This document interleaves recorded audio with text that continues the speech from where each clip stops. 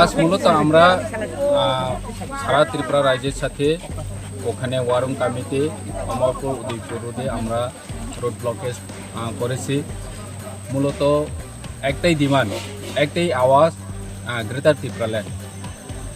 কারণ আমরা দেখেছি বিগত ৭৫ বছর ধরে পাহাড়ে না আসে রাস্তাঘাট, না আসে জলের ব্যবস্থা, না আসে শিক্ষা ব্যবস্থা ভালো মানের, না আসে সুস্বাস্থ্যের ব্যবস্থা। সেই জন্য আমরা চাই গ্রেটার ত্রিপুরাল্যান্ড।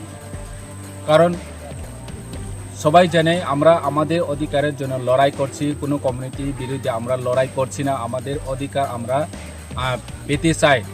তাই জন্য আমরা কেন্দ্র সরকার এবং রাজ্য সরকারের নাক কান খোলার জন্য আজকে এই বন।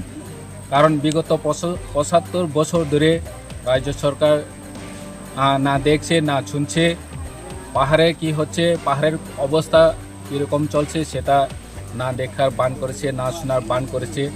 তাই আমরা এই বন্ধের মাধ্যমে সারা ত্রিপুরা রাজ্যের সাথে এখানে ওয়ারং কমিটিও আমরা এই বন্ধের মাধ্যমে একটাই আওয়াজ, একটাই কথা আমরা শোনাতে চাই কেন্দ্র সরকার এবং রাজ্য সরকারকে, যে আমাদের অধিকার ফিরিয়ে দেওয়া হোক।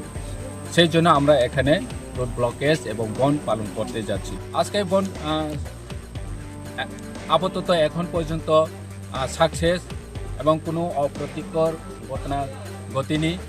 কারণ সারা ত্রিপুরা রাজ্যে ত্রিপুরাশায় এখন একই আওয়াজ, যে আমরা শান্তিতে বন পালন করতে যাচ্ছি, করেছি।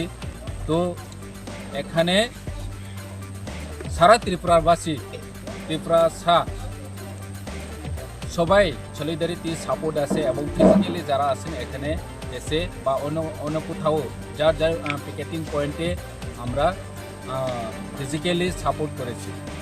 তো আমাদের এই দাবি, গ্রেটার ত্রিপুরাল্যান্ড দাবি, কেন্দ্র সরকার মেনে নেওয়া হোক।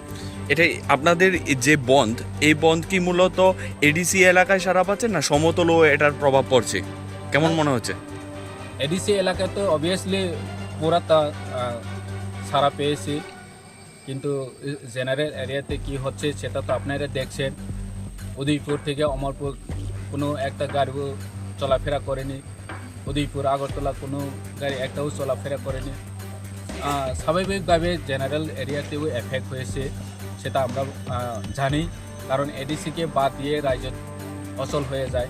তো আমরা যে জায়গাতে রোড ব্লকেজ করেছি ওখানে এই রোড দিয়ে যদি চলাফেরা করতে না পারে তো অটোমেটিক্যালি জেনারেল এরিয়া বন্ধ হয়ে যায়।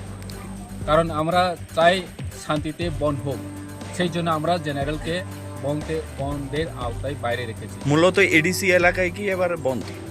হ্যাঁ, মূলত আমরা প্রথম থেকেই ঘোষণা করেছি মহারাজা যে এডিসি এলাকায় বন্ধ। কারণ আমরা চাই না যে সাম্প্রদায়িক অপ্রীতিকর ঘটনা ঘটুক। সাপোজ সারা ত্রিপুরায় বন আমরা দেখে থাকে, যদি ঘোষণা করে তাহলে উদয়পুরে আমরা বন কেউ মানবে না। তো এখানে গিয়ে আমাদের ওয়ারিয়ার্সরা যাবে, বন করো, দরজা বন্ধ করার জন্য চাপ দেবে। তখন